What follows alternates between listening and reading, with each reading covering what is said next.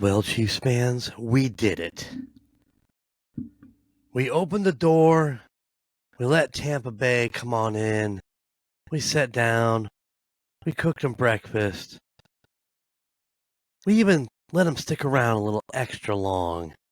Because, we're all big fans of Baker Mayfield and the Tampa Bay Buccaneers. But in the end, Kansas City has to win.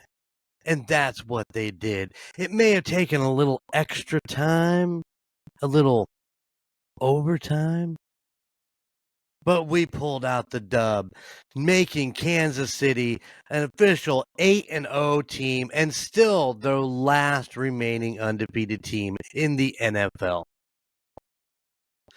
That's right, guys. This is the Indiana Chiefs Fans Podcast, and I am your host, Golden Jay. The Chief is not with me because he is actually still driving home from Kansas City today. Golden Jay drove home yesterday with a few friends in tow, as we did spend Monday night in Arrowhead in the rain. But what a sweet, sweet victory that turned out to be. Oh my God, what an amazing game. I do believe we can consider this the classic of the season. I think this was probably one of the best games that we've seen this year. Plus, just being in Arrowhead with all that electric. Oh man, exciting stuff. Probably going to be a little bit shorter episode today of the Chiefs Fans Podcast since I am running solo. Just want to run over some highlights and a few of the exciting things that happened while we were in Arrowhead.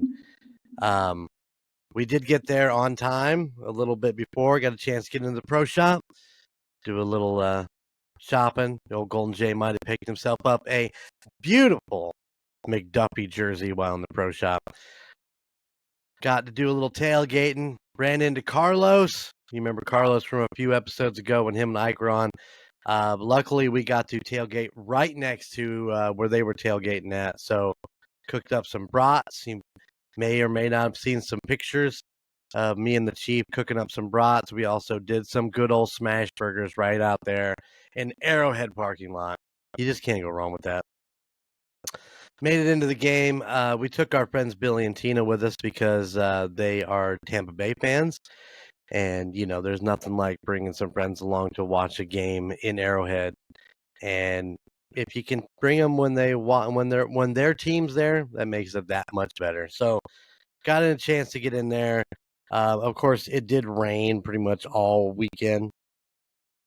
When Monday was no exception, it was raining on and off, some nice dark clouds floating over Arrowhead.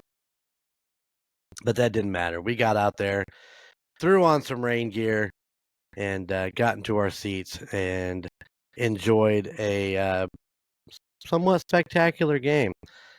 Back and forth most of the game. Of course, I've been trying to have notes from the games. Well, obviously, being there, I'm not writing notes. I'm paying attention to everything going on around there, which is pretty insane. But outside before we went in, we did a lap. Of course, got into the tailgating area where if you were over the age of 21, you could enter the Jim Beam booth where they poured you up a couple little drinks. I recommend Jim Beam and cranberry juice. I'm telling you, I never had something so damn delicious. Oh, but I definitely recommend that. And I forget what the other one was. You give me a couple little tickets, give me a bunch of swag. Come out of there with some really cool Jim Beam, coasters and koozies and little fanny pack stuff. It was really cool. Also got to walk around some of the other booths. They were giving away all kinds of koozies and stuff like that. Just can't go. You can't go wrong with that. And the Arrowhead giveaways out there were amazing. Couple other spots, picked up towels and some more koozies and yeah, it's just amazing. So it was a good time just walking around Arrowhead, getting to show our friends what it's like when you go to Arrowhead and what an experience that it is. I mean, they don't disappoint there. I mean, The fans are super nice. They got a chance to meet other Chiefs fans, and everybody was super cool. Everybody had a good time. Nobody was like daunting and pissing on anybody's parade or anything like that. So it's just a good wholehearted time. So like I said, we finished tailgate, got inside, took him downstairs to where the 4 Super Bowl trophies are at in the Chiefs Hall of Fame, which is really very, very cool little place to go. It's better to go, I would say, not just before game time though, because that place is always packed to the hill. It's just insane how many people are shoved in there trying to get pictures of those Super Bowl trophies. Um, so if you got a minute in between quarters or something like that, run down there. You can get your picture with a lot less people. So yeah, just a little heads up there. Also, I don't. That's pretty much it. We did the walk around. We got up to our seats, watched practice. Watch them go out and practice. It's always fun to sit there and watch. Pat throw. It's an interesting concept you don't see on TV very much when you sit and watch them just kind of warm up. And it's always kind of cool to take in a practice session prior to the game. A lot of people are still out tailgating. A lot of people didn't even come through until game time. As the game started, that kind of pissed me off a little bit because everybody decided they needed to get to their seats as the game's going. I missed the opening kickoff because people were standing in front of me trying to get into their seats. I missed the first couple plays of the game because people trying to get in their seats. It's like, come on, people. You have been here for hours, out tailgating and drinking and all that shit. And as a matter of fact, the guy that ruined the opening kickoff for me was so confused of why he wasn't at his seat. And I said, well, let me see your ticket. And he shows it to me. I said, you're one section over, bro. And he's like, well, you a season ticket member, so this is this section? I'm like, absolutely. He goes, yeah, so am I. Maybe I'm just too drunk to realize where I'm at. I'm like, come on, bro. Come on, you should know where you're at. Just come on, you're messing up the beginning of the game for me. Let's move. So you'll have that from time to time, but it's just like everybody waits the last damn minute to show up and sit down, and it always drives me a little crazy, but it is what it is, I guess. So we got into the game. It was in the first quarter, Kansas City comes up with 3. In the second quarter, Tampa runs up. I do believe they went first 7-3, and then we went up 10-7. But Tampa comes back and scores 10 unanswered in the third quarter, whereas we scored 14-7 in the fourth quarter, living at a tie score 24-24 at the end of regulation. Now, listen, here's one thing that I do remember, and I'm very disappointed. End of the fourth quarter, Tampa Bay scores their second touchdown. And we had 27 seconds left on the clock and 3 timeouts. And we went 3 and out. I just couldn't believe it. I couldn't fathom that we went 3 and out. 27 seconds and 3 timeouts. We couldn't get close enough to get Butker a field goal chance. It just boom. It just didn't happen. And yeah, a little bit disappointed in that. I got to hand it to him because I thought they would throw it out there. But I do believe the last few seconds, Tampa Bay just kneeled it out, and they decided to take it to overtime. Going to take it to that famous coin toss that any Kansas City cheap opponent hates. Tampa Bay gets the call. They called wrong, and if you haven't seen the video of that, you go out to YouTube or wherever, and just get a look at Baker's face when the coin toss does not go his way. It's like, oh my God, we just gave Patrick Mahomes the ball in overtime. We're not even going to touch the field, which is what happened. The first drive of overtime, Kansas City's got the ball, drove it down, punched it in with a Kareem Hunt touchdown from, I think, the 3 or 4 yards or something like that. I forget exactly where they were at, but yeah, it was electric. The place went insanely crazy. fireworks, all kinds of cool stuff. Something new that they did in the stadium this year, they put in all red lights, so we get a nice little Red Kingdom song going on. You know, the old "Welcome to the Red Kingdom." The whole place turned red. It was fucking amazing. Once again, electric being in that stadium. If you've never been to a game in Arrowhead, I'm definitely telling you, you guys need to get there, check it out, and just feel the energy that's in that place when it's going on. So, let's just run over some stats real quick. And yeah, I'm probably gonna, like I said, it's not gonna be a long episode in the end, Chiefs fans today. I don't have notes to break down for you like I usually like to, because I was at the game. And yeah, I just can't tell you any more than it was just we were fired up to be there. It was a good time. And if you've never been to Arrowhead for a game, you got to get there. It's an experience. And Billy and Tina come away with that experience. And them being at games in Minnesota, because Tina's from Minnesota and has been to several of the games up there. They both flew down to Tampa last year to see a game there. They said it doesn't compare. It does not compare. You know, Arrowhead is an amazing place to watch a game and the tailgate and to have fun. They're not saying that the inside of the stadium wasn't electric, but you know, just all of the stuff that goes along with it, and it helps build it up and so on and so forth. All right, so Pat had an amazing, he had a really good game, an amazing game this round. He went 34 for 44, 291 yards, and 3 touchdowns. And guess what, peeps? First time in a long time, no interceptions. Come on, man. I'm loving it. No INTs for Pat this round.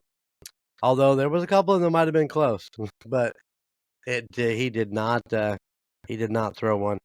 Kareem Hunt's rushing yards, he went 27 carries, 106 yards, and a single touchdown. Samaje Perine, 1 carry for 10. Carson went 3 for 9. Worthy had, yeah, that was a horrible. Worthy had 2 carries for negative 10 yards. He was not doing exceptionally well on the roundabouts there. Travis Kelce comes away with a beautiful game. It probably now is the best of his. Last week was the best. Now this is the best. 14 receptions for 100 yards. For 100 yards. No touchdowns though for Kels. But our brand new shiny toy, who looks like he is fitting in extremely well, coming up with some huge, and I mean huge catches. DeAndre Hopkins looking amazing in Kansas City. 8 for 86, and 2 touchdowns. That's count them 2 touchdowns. Welcome to Chiefs Kingdom, baby. And this is his first time playing as a Chief in Arrowhead. I hope that it was. I hope it was an amazing thing. Justin Watson 3 for 43 had an amazing day. Hardman 3 for 17. There you go. Pretty much that's about it for, you know, Kareem had 1 for 11. Peyton Hendershot 1 for 9. So we had some guys out there catching the ball. Kelce did have a fumble, and we lost the fumble. Turned it over. Drew Tranquil was there. I was under the impression he wasn't going to be there. I thought somebody told me he wasn't. But he was there. He had a half sack, which I do believe he shared with FAU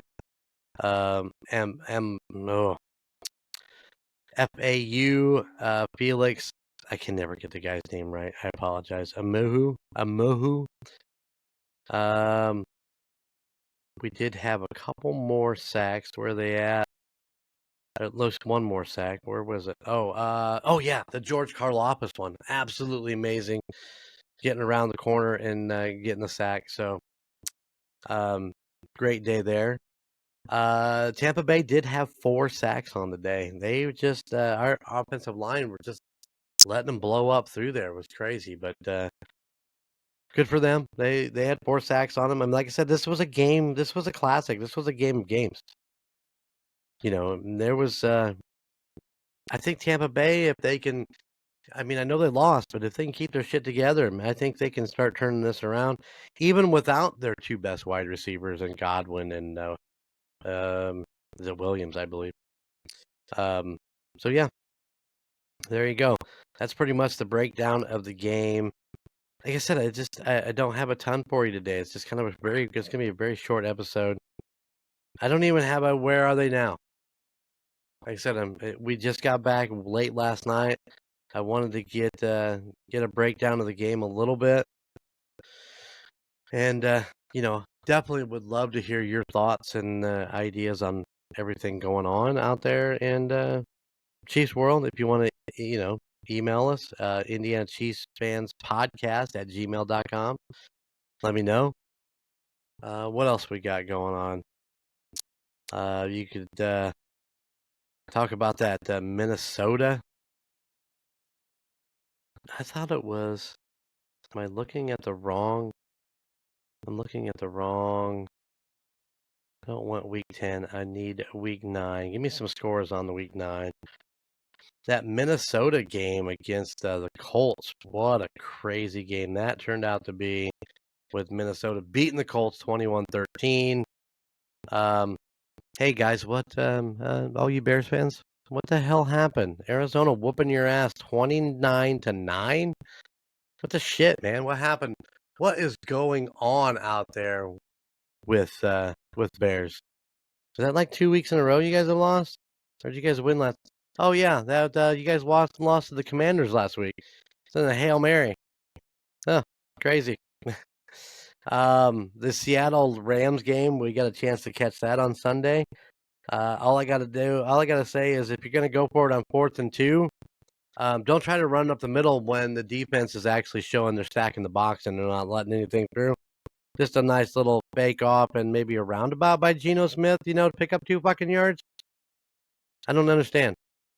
Can somebody in Seattle call me and explain this? Because that would be fucking amazing. Yeah, I just don't get it. Dallas is still in the toilet. Everybody knows that they're going to just pretty much die off. New England lost again to Tennessee. Philly did beat Jacksonville, which isn't really hard these days. What else happened? Miami, even though Tua's back, still lost to Buffalo. Cleveland's still not winning anything as they lost to the Chargers. Denver did lose to Baltimore, 41-10, which I don't know. So let's face it. Let's see. The Chargers lost. The Broncos lost. The Raiders lost, but the Chiefs won. So everything in the West just keeps falling down. Oh, let's see. Do we know what the standings are in the AFC West at this very moment? Let me see if I can find it real quick. There we go. Kansas City leads 8-0. The closest is the Chargers at 5-3, Denver at 5-4, and the Raiders at 2-7. So there you go. Pat's up to 1,942 yards through the air. Kareem's looking at about 414. Travis is setting at 435. So yeah, the numbers are getting there. I mean, we got a lot of football left. Maybe Travis can get to that 1,000 yards. I guess we'll wait and see. If he keeps coming away with some 100-yard games, we'll be in good shape. All right, gang. Well, I'm gonna, like I said, short episode today. I apologize. Next week we'll get back to our full spread the way we have it worked out with all the game breakdown. And I appreciate all you guys for checking out the Indiana Chiefs Fans Podcast. Please feel free to go out and tell your friends all about us. Let them know that we love our Chiefs and this is what we do. So, all right, until next week, as the Chiefs take on the Broncos in Arrowhead Stadium. All right, I'll see you then. Later. Thank you for listening to the Indiana Chiefs Fans Podcast. You can find us wherever you get your podcasts, whether that be Spotify, Apple Podcasts, or Podbean, any of your favorite podcast sites. Be sure to watch us on YouTube. Just search for the Indiana Chiefs Fans Podcast. Also, check us out on Facebook for any updates on the Chiefs and all of our weekly posts. You can find us at facebook.com/INChiefsFansPod. Finally, go check out our Golden Mojo Entertainment website at goldenmojoent.com. You can find information about your 3 favorite hosts and all the other podcasts in the Golden Mojo Entertainment family. Those podcasts include The Call Guys, Golden Image Podcast, The United States of Paranormal, The Golden 80s Podcast, The Murdnerds, and A Court of Books and Booze. Thank you for tuning in, and how about those Chiefs?